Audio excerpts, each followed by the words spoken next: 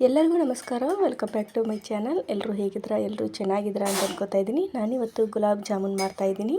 ಗುಲಾಬ್ ಜಾಮೂನ್ ಎಲ್ಲರೂ ಮಾಡ್ತಾರೆ, ಆದರೆ ಕೆಲವೊಬ್ರಿಗೆ ಏನಾಗುತ್ತೆ ಅಂದರೆ ಜಾಮೂನು ಹೊರಗಡೆ ನೋಡೋಕ್ಕೆ ತುಂಬ ಚೆನ್ನಾಗಿರುತ್ತೆ, ಆದರೆ ಒಳಗಡೆ ಏನಾಗುತ್ತೆ ಅಂದರೆ ಗಂಟುಗಳೆಲ್ಲ ಹಾಗೆ ಇರುತ್ತೆ. ಅದನ್ನು ನಾನು ಗಂಟುಗಳು ಆಗದೇ ಇರೋ ಥರ ಯಾವ ರೀತಿ ಜಾಮೂನನ್ನ ಮಾಡೋದು ಪರ್ಫೆಕ್ಟಾಗಿ ಸಾಫ್ಟಾಗಿ ಗಂಟು ಆಗದೇ ಇರೋ ಥರ ಯಾವ ರೀತಿ ಮಾಡೋದು ಅಂತ ಈ ವಿಡಿಯೋದೊಳಗೆ ನಿಮ್ಮ ಜೊತೆ ಶೇರ್ ಮಾಡ್ಕೋತಾ ಇದ್ದೀನಿ. ಬನ್ನಿ ಇವಾಗ ಯಾವ ರೀತಿ ಮಾಡೋದು ಮತ್ತು ನಾನು ಯಾವ ಟಿಪ್ಸ್ನ ಫಾಲೋ ಮಾಡ್ತೀನಿ ಅಂತ ಇವಾಗ ಹೇಳ್ತಾ ಇದ್ದೀನಿ. ಮೊದಲಿಗೆ ಇಲ್ಲಿ ಅರ್ಧ ಕೆಜಿ ಜಾಮೂನ್ ಪ್ಯಾಕೆಟ್ ತೊಗೊಂಡಿದ್ದೆ. ಇದನ್ನು ಒಂದು ಸರಿ ನಾವು ಯೂಸ್ ಮಾಡಿದ್ವಿ, ಇನ್ನೂ ಅರ್ಧ ಪ್ಯಾಕೆಟ್ ಹಾಗೆ ಉಳಿದಿತ್ತು, ಅದನ್ನು ನಾನು ಯೂಸ್ ಮಾಡ್ತಾ ಇದ್ದೀನಿ. ಅಂದರೆ ಈ ಬೌಲಲ್ಲಿ ನಾನು 2 ಕಪ್ಪಷ್ಟು ಈ ಜಾಮೂನ್ ಪೌಡ್ರ್ ಇತ್ತು, ಅದನ್ನು ನಾನು ತೊಗೊಂಡಿದ್ದೀನಿ. ಇವಾಗ ಅದಕ್ಕೆ ಅಳತೆಗೆ ನಾನು ಸಕ್ಕರೆ ಪಾಕ ಮಾಡೋಕ್ಕಂತಿದ್ದೀನಿ. ಸಕ್ಕರೆ ಪಾಕಕ್ಕೆ ನಾನು ಈ ಬೌಲಲ್ಲಿ ನಾನು 2 ಬೌಲಷ್ಟು ನಾನು ಜಾಮೂನ್ ಪೌಡ್ರ್ ತೊಗೊಂಡಿದ್ದು.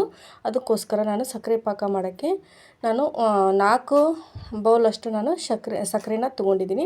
ಅಂದರೆ ನಾವು 1 ಕಪ್ ಇದನ್ನು ಜಾಮೂನ್ ಪೌಡ್ರ್ ತೊಗೊಂಡ್ರೆ ಅದಕ್ಕೆ 2 ಕಪ್ಪಷ್ಟು ನಾವು ಸಕ್ಕರೆನ ಹಾಕಬೇಕಾಗುತ್ತೆ. ಇದರಲ್ಲಿ ನಾನು 2 ಬೌಲಷ್ಟು ಪೌಡ್ರ್ ತೊಗೊಂಡಿರೋದ್ರಿಂದ ನಾನು 4 ಬೌಲಷ್ಟು ನಾನು ಸಕ್ಕರೆನ ತೊಗೊಂಡಿದ್ದೀನಿ. ನಾವು ಎಷ್ಟು ಸಕ್ಕರೆ ತೊಗೊತೀವಿ ಅದೇ ಮೆಜರ್ಮೆಂಟಲ್ಲಿ, ಅಂದರೆ ಅದೇ ಅಳತೆಯಲ್ಲಿ ನಾವು ನೀರನ್ನು ಹಾಕ್ಕೋಬೇಕಾಗುತ್ತೆ. ಅಂದರೆ 1 ಕಪ್ ಹಾಕ್ಕೊಂಡ್ರೆ 1 ಕಪ್ ನೀರು ಹಾಕ್ಕೋಬೇಕು. 1 ಕಪ್ ಸಕ್ಕರೆಗೆ 1 ಕಪ್ ನೀರು, 2 ಕಪ್ ಸಕ್ಕರೆಗೆ 2 ಕಪ್ ನೀರು, ಈ ಥರ ಹಾಕ್ಕೋಬೇಕಾಗುತ್ತೆ. ನಾನು 2 ಕಪ್ ಪೌಡ್ರ್ ತೊಗೊಂಡಿರೋದ್ರಿಂದ 4 ಕಪ್ ಸಕ್ಕರೆನ ಹಾಕ್ಕೊಂಡಿದ್ದೀನಿ, 4 ಕಪ್ ನೀರನ್ನು ಹಾಕ್ಕೊಂಡಿದ್ದೀನಿ. ಇವಾಗ ಅದನ್ನು ಪಾಕ ಮಾಡಿ ಇಟ್ಕೊಳಕ್ಕೆ ರೆಡಿ ಮಾಡಿ ಇಟ್ಕೊಂಡಿದ್ದೀನಿ.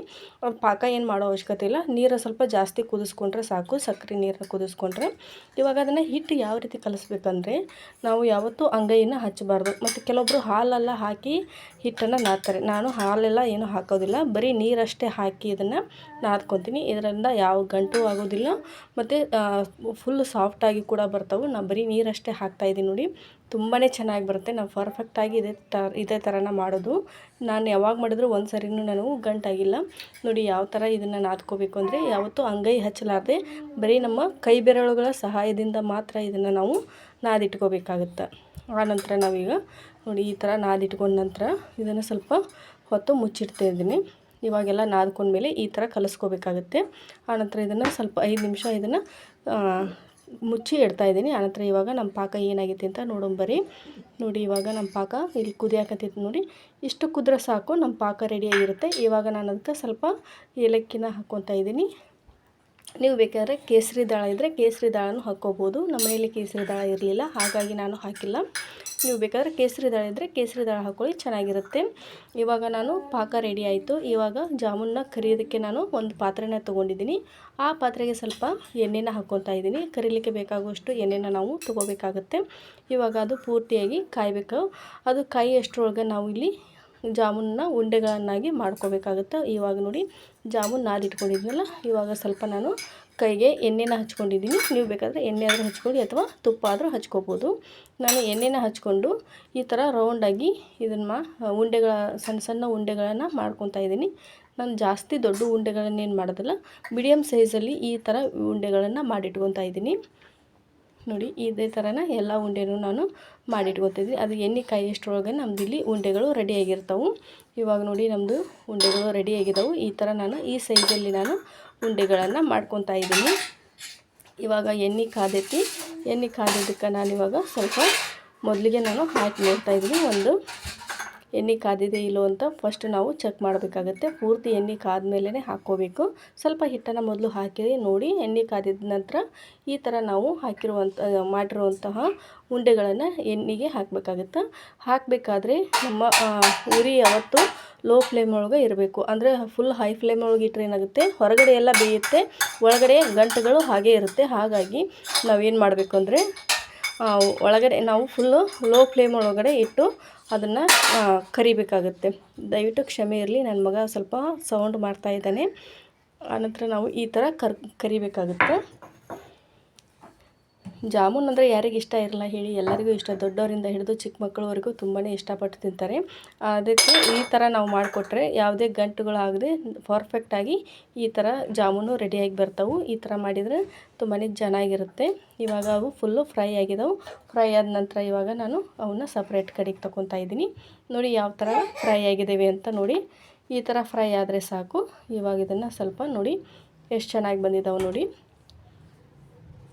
ಇವಾಗ ನಾನು ಪಾಕ ಮಾಡಿ ಇಟ್ಕೊಂಡಿದ್ನಲ್ಲ, ಪಾಕ ಇವಾಗ ಸ್ವಲ್ಪ ಆರಿ ತಣ್ಣಗಾಗಿತ್ತು. ಆನಂತರ ನಾನು ಇವಾಗ ಕರೆದಿರುವಂತಹ ಜಾಮೂನನ್ನ ಅದಕ್ಕೆ ಹಾಕ್ತಾಯಿದ್ದೀನಿ. ನೋಡಿ ಎಷ್ಟು ಚೆನ್ನಾಗಿ ಬಂದಿದ್ದಾವೆ ಅಂತ. ಇವಾಗ ಮತ್ತೆ ಮಾಡಿಟ್ಕೊಂಡಿರುವಂತಹ ಜಾಮೂನನ್ನ ಎಣ್ಣೆಯೊಳಗೆ ಫ್ರೈ ಮಾಡಲಿಕ್ಕೆ ಹಾಕ್ಕೊಳಕತ್ತೀನಿ. ಉರಿ ಯಾವಾಗಲೂ ಲೋ ಫ್ಲೇಮ್ ಒಳಗೆ ಇರಬೇಕು, ಅಂದರೆ ಒಳಗಡೆ ಎಲ್ಲ ಜಾಮೂನು ಪೂರ್ತಿಯಾಗಿ ಬೇಯ್ತೈತಿ. ನಾವು ಫುಲ್ ಹೈ ಫ್ಲೇಮ್ ಒಳಗೆ ಇಟ್ಟರೆ ಹೊರಗಡೆ ನೋಡೋಕ್ಕೆ ಚೆನ್ನಾಗಿರುತ್ತೆ, ಆದರೆ ಒಳಗಡೆ ಬೆಂದಿರೋದಿಲ್ಲ. ಅದಕ್ಕೋಸ್ಕರ ಯಾವತ್ತೂ ಲೋ ಫ್ಲೇಮಲ್ಲಿಟ್ಟು ಸಣ್ಣ ಉರಿಯಲ್ಲಿ ಇಟ್ಟು ನಾವು ಅದನ್ನು ಕರಿಬೇಕಾಗುತ್ತೆ. ಇವಾಗ ನೋಡಿ ಎಷ್ಟು ಸ್ಲೋ ಆಗಿ ಕರಿಯಾಕಂತವು ನೋಡ್ರಿ ಅವು. ಇವಾಗ ಸ್ವಲ್ಪ ಅದನ್ನು ಕೈ ಆಡಿಸ್ಕೊತಾ ಇದ್ದೀನಿ. ಈ ಥರ ನಾವು ಮಾಡೋದ್ರಿಂದ ಅವು ಒಳಗಡೆ ಎಲ್ಲ ಗಂಟುಗಳು ಆಗದಿರೋ ಥರ ಪರ್ಫೆಕ್ಟಾಗಿ ಬರ್ತಾವೆ.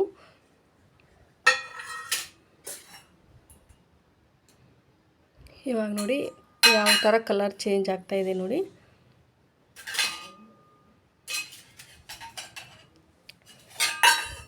ನಾನಿಲ್ಲಿ ಅವನ್ನ ಫ್ರೈ ಮಾಡೋಕ್ಕಿಟ್ಟು ಈ ಕಡೆ ಇನ್ನೂ ಸ್ವಲ್ಪ ಹಿಟ್ಟಿರುತ್ತಲ್ಲ ಅದನ್ನು ಉಂಡೆಗಳನ್ನಾಗಿ ಮಾಡ್ತಾಯಿದ್ದೀನಿ.